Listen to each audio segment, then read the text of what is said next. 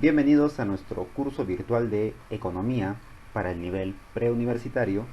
Les saluda el profesor Andy Ortiz Tomasto.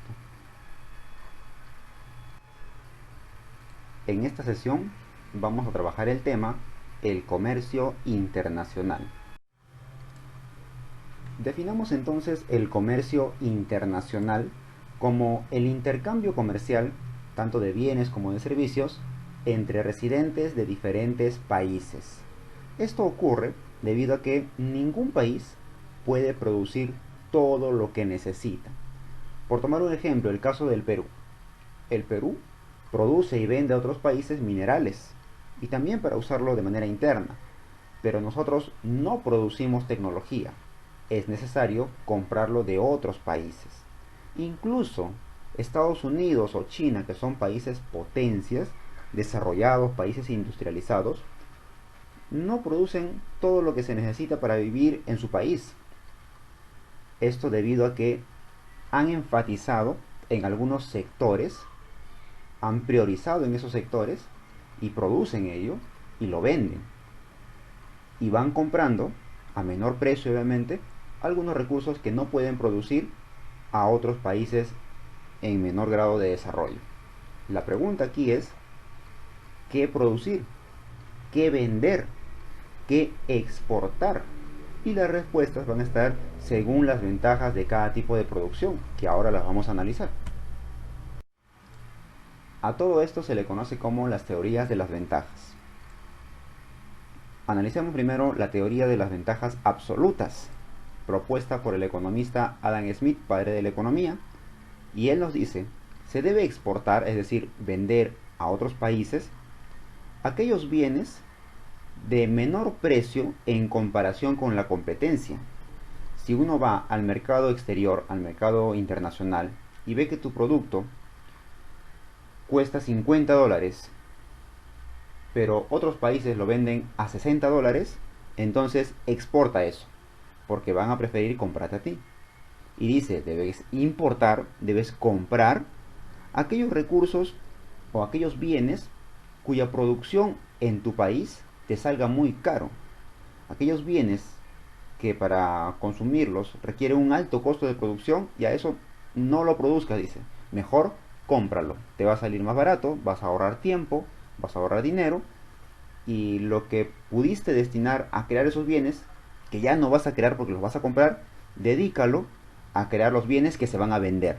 ¿Mm? Luego tenemos la teoría de las ventajas comparativas, planteada por el economista portugués David Ricardo. Y él nos dice que si un país es eficiente en muchas mercancías, incluso en todas las mercancías, dice él, no es correcto vender todo, no es correcto producir todo, sino se procura exportar aquellos bienes que te generen menor costo de producción. Más o menos como lo que decía Adam Smith. Pero además, David Ricardo, que aprende mucho de Adam Smith, dice, es importante aquí la especialización. ¿Por qué? Porque esto te va a permitir especializarte en un solo producto que estás vendiendo.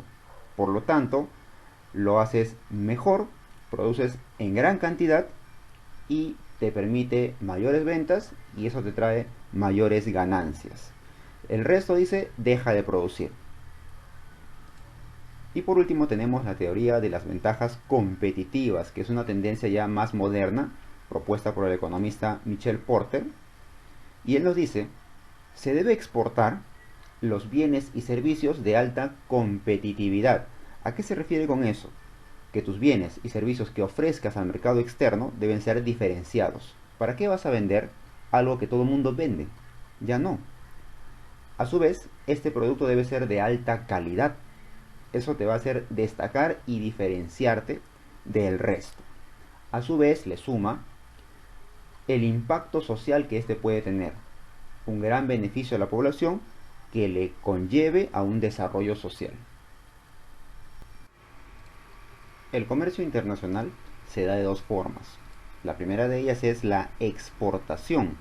Eso quiere decir la venta de recursos hacia el extranjero. Por lo tanto, si analizamos este gráfico, mira, en el caso del Perú, La exportación sería la salida de bienes y servicios, la venta a otros países de bienes y servicios, y en su contraparte implica el ingreso de divisas. Las divisas las podemos resumir brevemente como la moneda de aceptación internacional, que puede ser el dólar principalmente, el euro, el yen o la libra. Esta exportación en el Perú puede ser tradicional y no tradicional. Los productos tradicionales son también llamados históricos y que tienen casi nada, muy poco o incluso nada de valor agregado, lo que siempre el Perú ha exportado, y por lo tanto las ganancias son inferiores. Acá tenemos a los minerales, el petróleo, un mineral fósil, la harina de pescado. Desde los años 70 venimos exportando harina de pescado.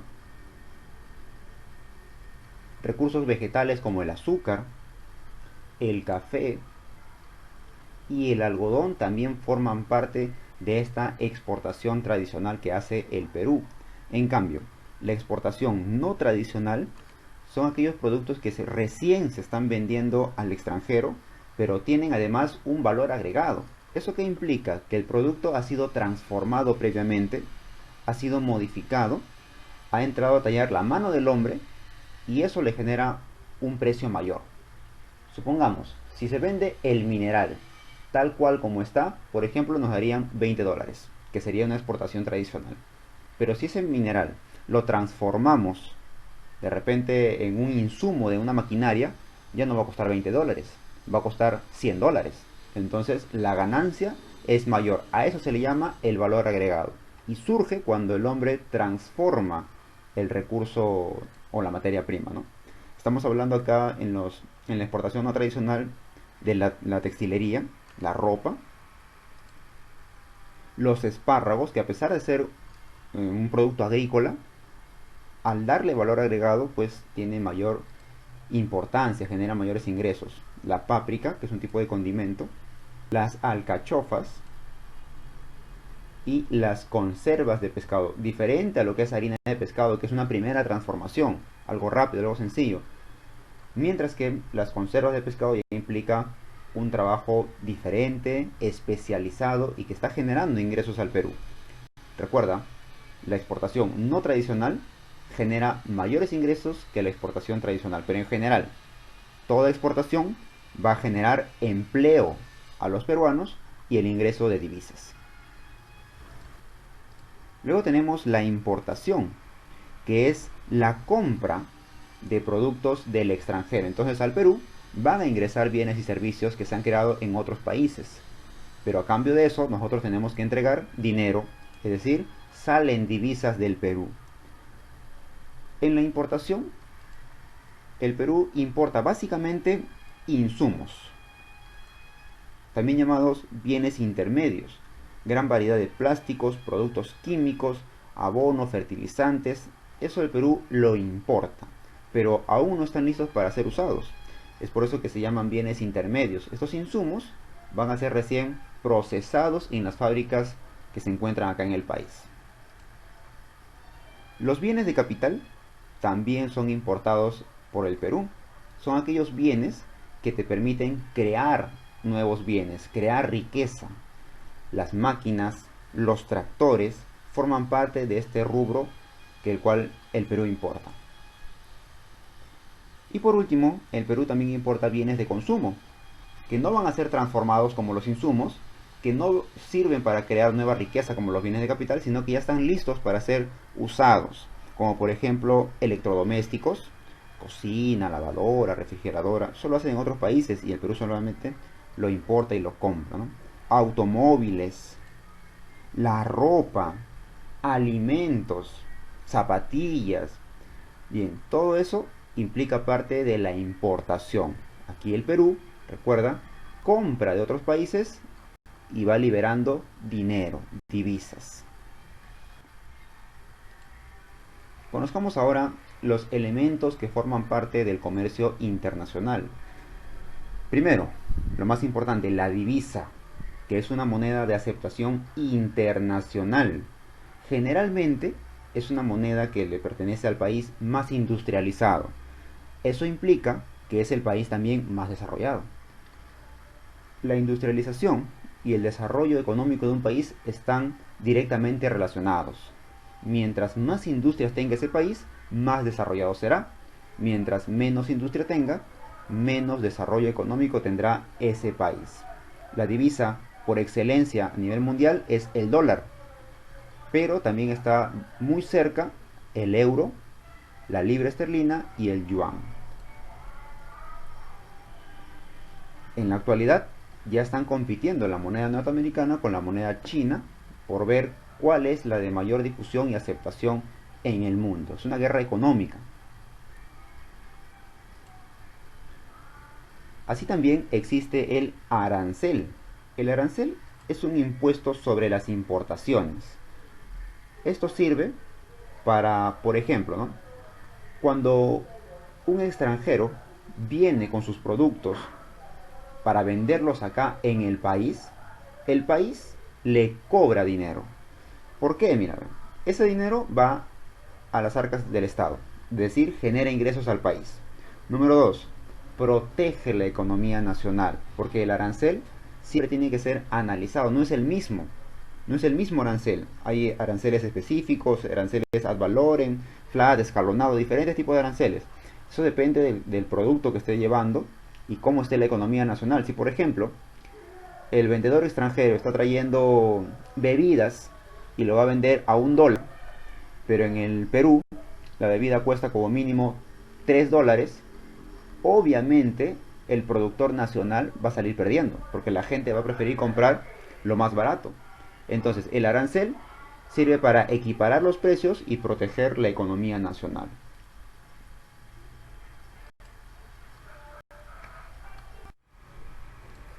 También tenemos las reservas internacionales, que son los recursos con los que cuenta un país para cumplir con sus obligaciones hacia el exterior.